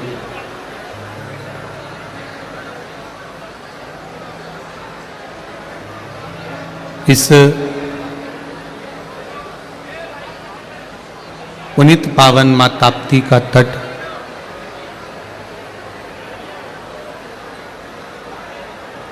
जहां भगवान शिव की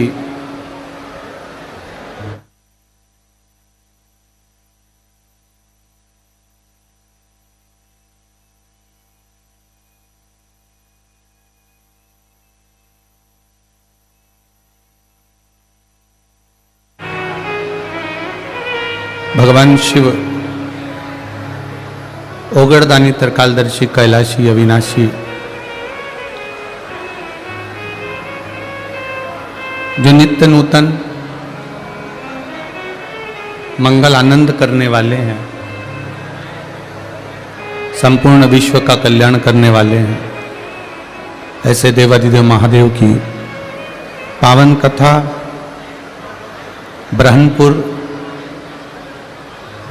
बुरहानपुर की इस पावन धरा पर श्रवण करने का सौभाग्य मिला है। बहुत बहुत साधुवाद संपूर्ण बुरहानपुर के निवासियों को। भगवान शिव की जो कृपा आप पर हुई है, बाबा देवादिदेव महादेव ने जो करुणा करी है, ये शिव कृपा ही है, करुणा ही है और उनकी उदारता ही है। दीदी अर्चना चिटनीस जी द्वारा, जो पूर्व कैबिनेट मंत्री मध्य प्रदेश शासन एवं शिव महापुराण की कथा समिति बरहनपुर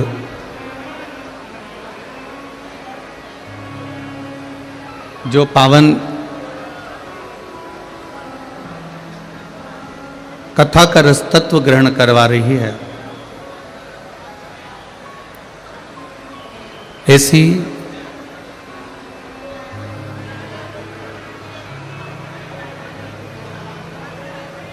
पुनित पावन शिव महापुराण की कथा है। ये मां ताप्ती का, इधर आ रही है, इधर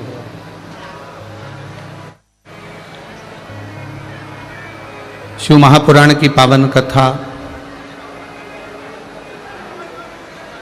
मां ताप्ती का पावन तट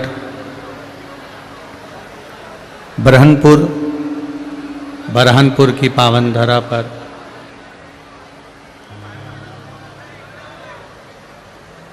सात दिवसीय इस पावन कथा का लाभ लेने का सौभाग्य मिला है।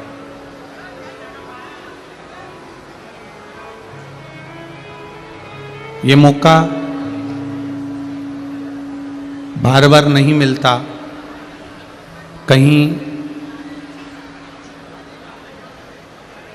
पूर्व का पुण्य प्रकट हुआ है, पूर्व का पुण्य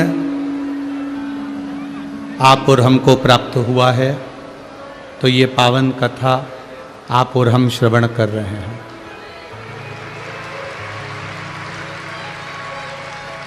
महाराज,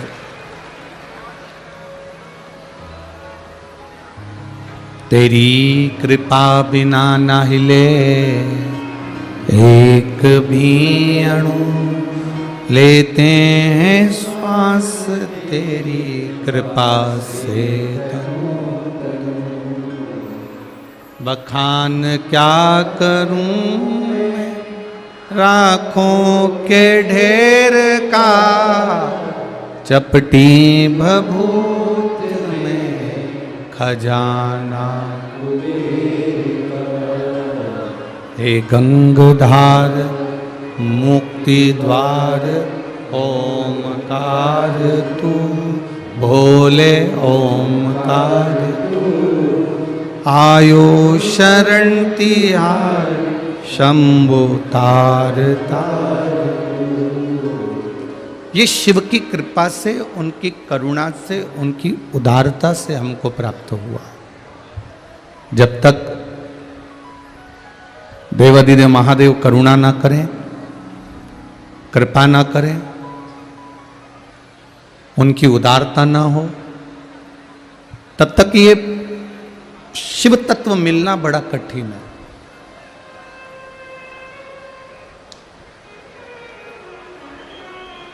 कहीं ना कहीं, किसी ना किसी रूप में ये मध्य प्रदेश और महाराष्ट्र की जो ये बरहनपुर, हम तो यही मानेंगे कि ये बॉर्डर ही है, जहाँ मध्य प्रदेश और महाराष्ट्र का संगम है, और संगम में ये शिव महापुराण की कथा है।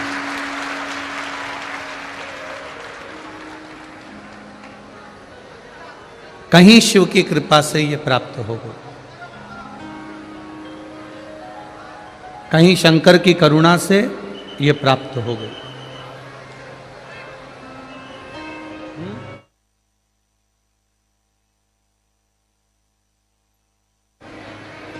और जब तक शिव की कृपा नहीं होती है, भगवान देवाधिदेव महादेव की जब तक करुणा नहीं होती है, तब तक कोई सुख का अनुभव या भगवान की भक्ति प्राप्त नहीं होती।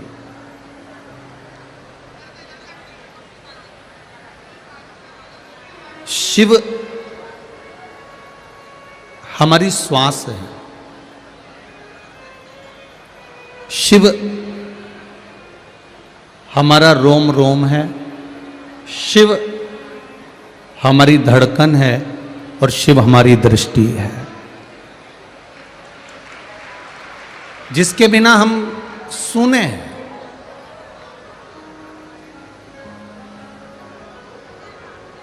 जब तक जीवित हो और ये शरीर में श्वास चल रही है, तब तक ये अंदाजा आपके भीतर होना चाहिए कि शिव हमारे भीतर धड़क रहा है, शिव हमारी श्वासों में चल रहा है। शिव कथा कहती है, भगवान शंकर का गुणगान करता है कि श्वास रूपी शिव जब तक चल रहा है तब तक ये मानकर चलना कि आप जीवित हो, और श्वास रूपी शिव जब निकल जाता है तो ये शरीर नहीं रहता, ये शव बन जाता है। फिर इसका कोई महत्व नहीं होता, इसका कोई मूल तत्व नहीं है। ये श्वास रूपी शिव है तो ये शरीर है।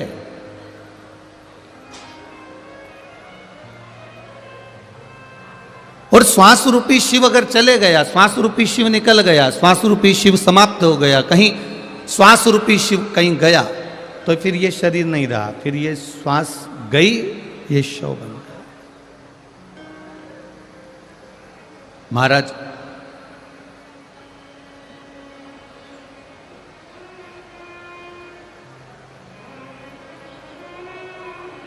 किसी के भी घर पर जाओ, किसी के दरवाजे पर जाओ, किसी के द्वार पर जाओ, तो फर्नीचर मत देखो। अगर देखना है तो उसका नेचर देखो कि व्यक्ति कैसा है। करोड़ों लाखों रुपए का फर्नीचर बनवा लिया, करोड़ों लाखों रुपए का फर्नीचर बनवाया, खूब सुंदर फर्नीचर का निर्माण कर लिया, खूब सुंदर अपन ने मकान बना भी लिया, फर्नीचर बना भी लिया, और मालूम पड़े उसका नेचर ही ठीक नहीं है, तो फिर फर्नीचर को क्या माथा से बड़ी करोगे, क्या करोगे, क्या उस फर्नीचर में? नेचर ठीक होना चाहिए, उसका व्यवहार ठीक होना चाहिए। और जब उसका व्यवहार ठीक होगा, कई लोग बेटी की शादी करते हैं, और बेटी की शादी करते हैं तो देख लेते साहब पेट्रोल पंप है, गाड़ी है, बंगला है, खूब ठाट है, खूब पैसा है, खूब दौलत है, खूब सुंदर मकान बना है, खूब सुंदर बंगला बना, और खूब जोरदार फर्नीचर बना।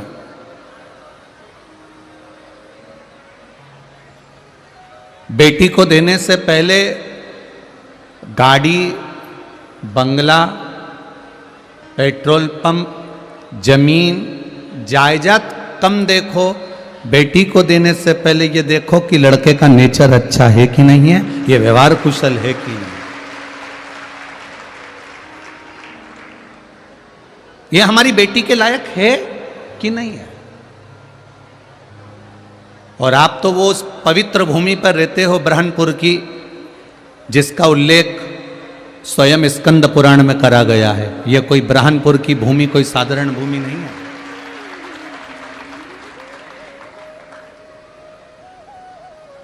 स्कंद पुराण में जहां पर मां ताप्ती का वर्णन किया गया है, उस मां ताप्ती के वर्णन में इस ब्रह्मपुर का वर्णन आता है।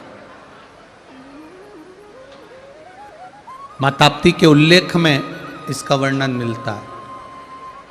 यह कोई साधारण भूमि नहीं है ब्रह्मपुर की। यहां पर संत, ब्राह्मण, साधु, गुरु, त्यागी, मौनी और बड़े विद्वान संत, चाहे वो किसी भी धर्म के हो, किसी भी धर्म, बड़े बड़े विद्वान संत, ब्राह्मण, गुरुजन, साधुजन इस ब्रह्मपुर की भूमि ने दिए हैं, इस ब्रह्मपुर की धरा ने दिए हैं। और आज भी इस ब्रह्मपुर के कथाकार, संत, साधु, त्यागी, महात्मा पूरे विश्व में आज भी संपूर्ण विश्व में इस ब्रह्मपुर का नाम अग्रण्य कर रहे हैं। ऐसी पावन ब्रह्मपुर की धरा है।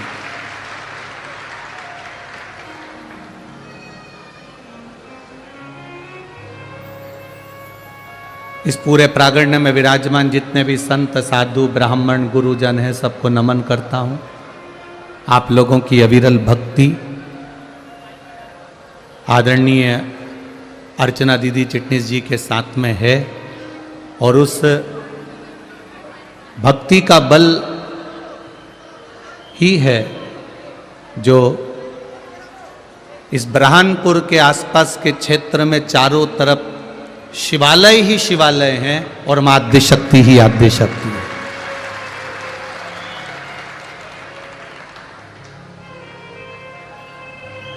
कितनी बार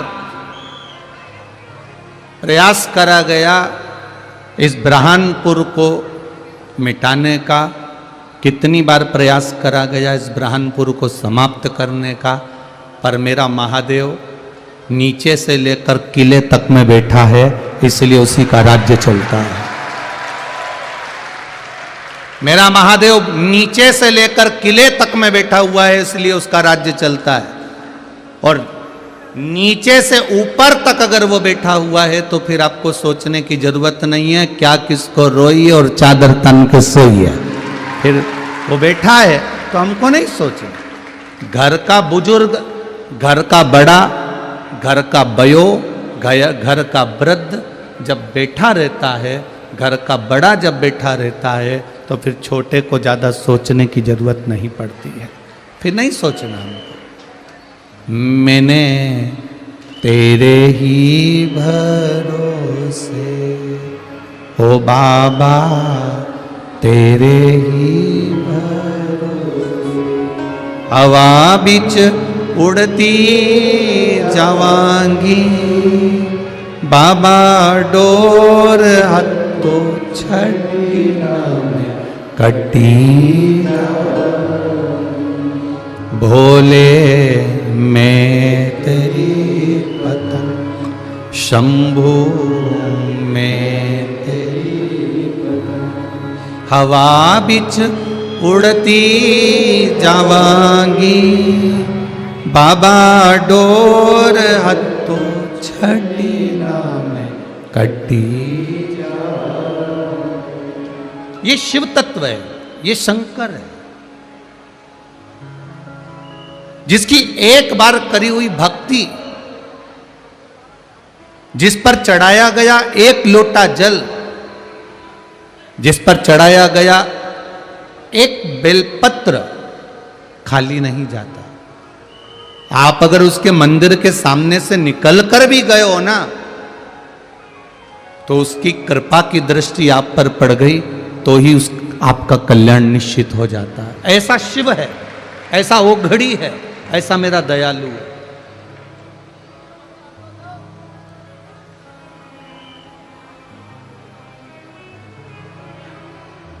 इस शिव महापुराण की कथा में आप आए हो। कई लोग आपसे कहेंगे इतनी भीड़ पड़ रही है, 2-2.5 लाख स्क्वायर फीट के पंडाल को बनाया गया था। पर अभी हम जब आ रहे थे तो अर्चना दीदी चिटनीस जी ने टेंट वालों से कहा कि लोग बहुत सारे धूप में खड़े हैं, आप और टेंट लगाना चालू करो, 2-2.5 लाख स्क्वायर फीट और लगा। ये शिव तत्व है। शंकर, अगर आप इतनी मात्रा में आए हो, लाखों की संख्या में पहुंचे हो, आपको हम दिख रहे हो ना दिख रहे हो वो कोई बात नहीं है, पर इतना अंदाजा लगा कर बैठना कि शिव महापुराण की कथा में अगर आप पहुंचे हो तो ये निश्चित है कि मेरा महादेव भी आपके दरवाजे पर जरूर पहुंचेगा। ये निश्चितता। तेरे मंदिर में आना मेरा काम है और मेरी बिगड़ी बनाना तेरा काम है। ये उसके ऊपर आधारित है कि वो हमारी बिगड़ी बना। आप तो केवल एक लोटा जल लेकर शिव जी के मंदिर पर जाओ, शिव जी को जल चढ़ाओ, शंकर का गुणगान गाओ, उसके बाद मर्जी उसकी है, वो संभाल ले।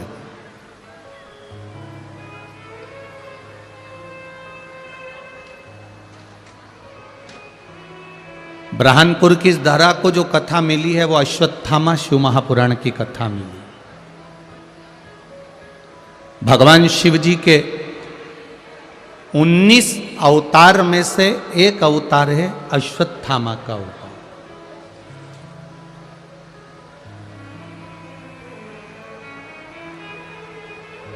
ये शिव जी के 19 अवतार में से एक अवतार है अश्वत्थामा।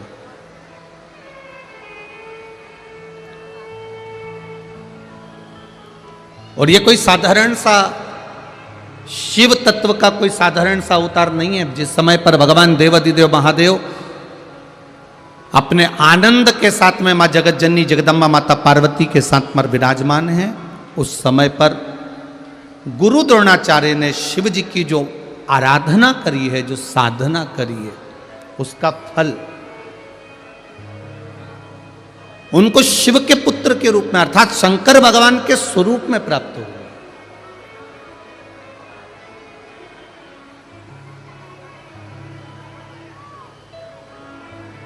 शिव कथा कह रही है।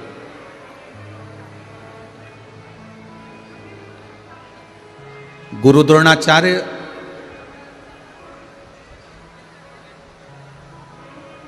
जो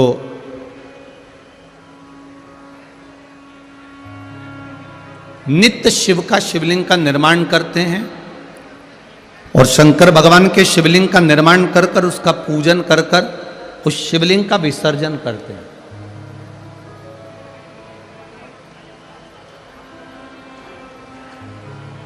जिनके भीतर कुछ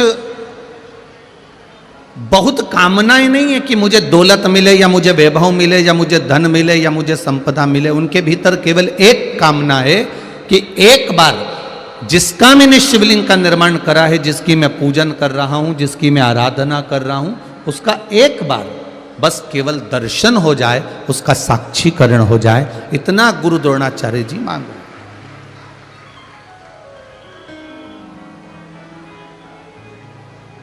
केवल जिसका मैं भजन कर रहा हूं, जिसका मैं गुणगान कर रहा हूं, जिसका मैं स्मरण कर रहा हूं, जिसका मैं मंत्र जाप कर रहा हूं, जिसका मैं नाम जाप कर रहा हूं, उसका एक बार साक्षीकरण हो जाए, एक बार उसका दर्शन हो जाए।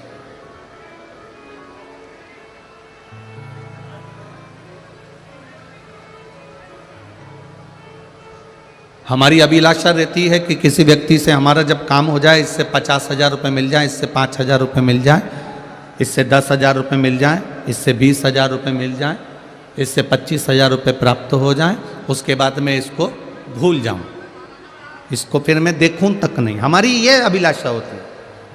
पर गुरु द्रोणाचार्य की ये अभिलाषा नहीं थी कि मेरे पास में मुझे वर मिल जाए या मुझे संपदा मिल जाए या मुझे दौलत मिल जाए या मुझे धन मिल जाए। गुरु द्रोणाचार्य जी की एक अभिलाषा प्रबल थी कि बस एक बार जिस महादेव का मैं शिवलिंग का निर्माण कर रहा हूं, जिस महादेव के मैं शिवलिंग को निर्मित कर रहा हूं, जिसकी मैं पूजन कर रहा हूं, जिसकी मैं आराधना कर रहा हूं, बस उसका दर्शन हो जाए, उसका स्मरण हो जाए।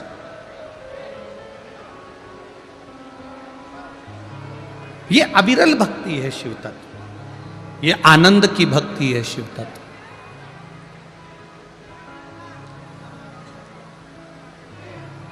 अभी आपको कथा में कहा कि बरहानपुर के चारों तरफ आप अगर घूमकर देखेंगे तो पूरे ब्रह्मपुर में किसी के इतने मंदिर नहीं मिलेंगे जितने थोड़ी थोड़ी दूर पर शिवालय मिलेंगे, शंकर जी का शिवलिंग मिलेगा पूरे ब्रह्मपुर में। आप जहां मर्जी पड़े वहां जाकर देख लो, छोटे छोटे शिवलिंगों का निर्माण पूरे ब्रह्मपुर में है।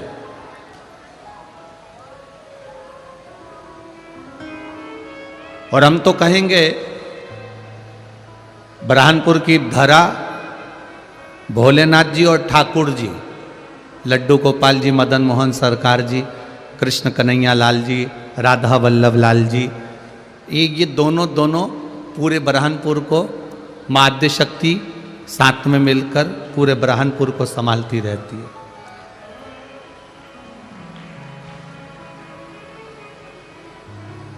बड़े प्रसिद्ध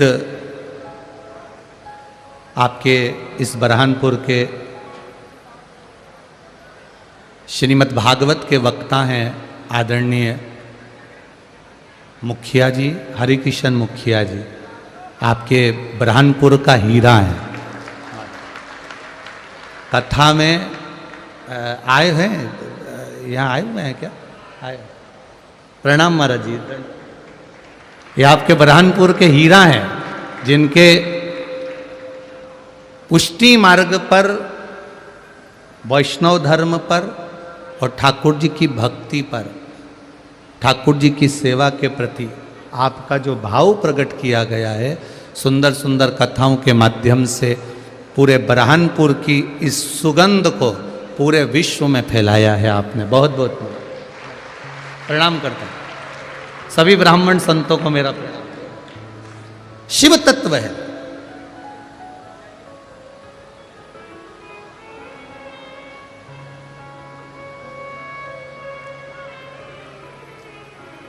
भगवान शिव की कथा भगवान से केवल मांगने के लिए नहीं बैठना है। इस अश्वत्थामा शिव महापुराण की कथा में एक विचार लेकर बैठना कि मैं आपकी कथा सुन रहा हूं, मैं आपकी कथा सुन रही हूं, ऐसी कृपा करना कि आपका मेरे जीवन में एक बार साक्षीकरण केवल दर्शन हो जाए और आप मेरे हो जाओ और मैं आपका हो जाऊं। बस इतना शिव से मांग लो, इतना देवाधिदेव महादेव से कर दो।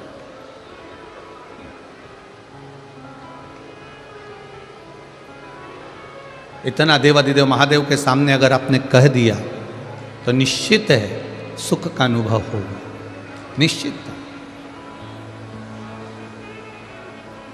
आज के जमाने में लोग दुनिया की चमक में जी रहे हैं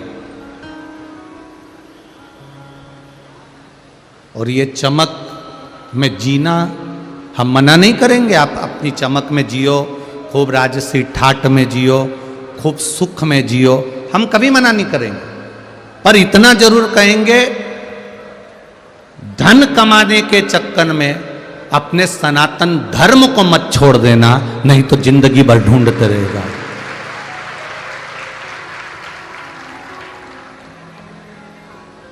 आज सबसे बड़ी विडंबना यह है कि हम धन तो कमा रहे हैं पर अपने सनातन धर्म को छोड़ते जा रहे हैं। अपने संस्कारों को, अपने भजन को, अपनी भक्ति को, अपने सुख के चक्कर में हम अपने परमात्मा के चरणों को छोड़ते जा रहे हैं। हम आपसे ये कभी नहीं बोले इस व्यासपीठ से, अर्चना दीदी, हमने कभी इस व्यासपीठ से यह नहीं बोला कि आप संत बन जाओ या साधु बन जाओ या कहीं नदी के तट पर जाकर बैठ जाओ या मंदिर में जाकर बैठ जाओ। इस व्यासपीठ से एक बात जरूर कही है और बार बार कही है,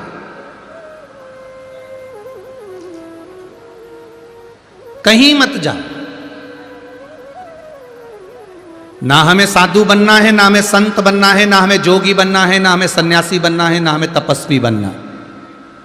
हम जिस घर में रह रहे हैं उस घर में श्रेष्ठ गृहस्थी बन जाएं, अपने माध्यम से किसी का बुरा ना हो, किसी को तकलीफ ना हो, अपने माध्यम से किसी को कष्ट ना हो और भजन करते करते ये जिंदगी निकल जाए। उससे बढ़कर संत और साधु का कोई स्वरूप नहीं है, उससे बढ़कर कोई संत साधु का स्वरूप नहीं है।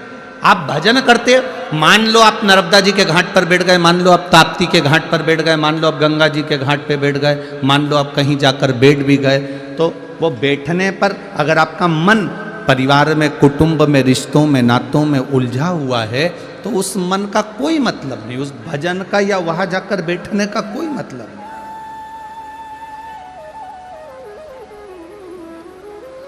अभी भी इतने लोग आए हो, उसमें भी आधे बहुत तो इसी इंतजार में बैठे होंगे कि किस किस को कूचना है। अब इतनी मात्रा में आयो, लाखों की संख्या में। आप उम्मीद नहीं थी बरहानपुर वालों की पहले दिन तुम ये लाखों में पहुंच जाओगे, उम्मीद नहीं थी हमको, बिल्कुल नहीं थी कि इतनी संख्या की पूरा मंडी प्रांगण। दीदी बता रही थी कि 200 एकड़ में 200 एकड़ की यह जगह है।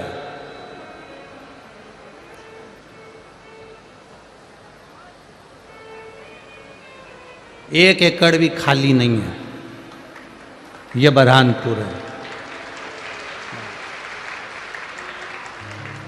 ये आपकी अविरल भक्ति है, ये आपका विश्वास है, ये आपकी दृढ़ता है, ये आपकी भक्ति है, ये आपका विश्वास है।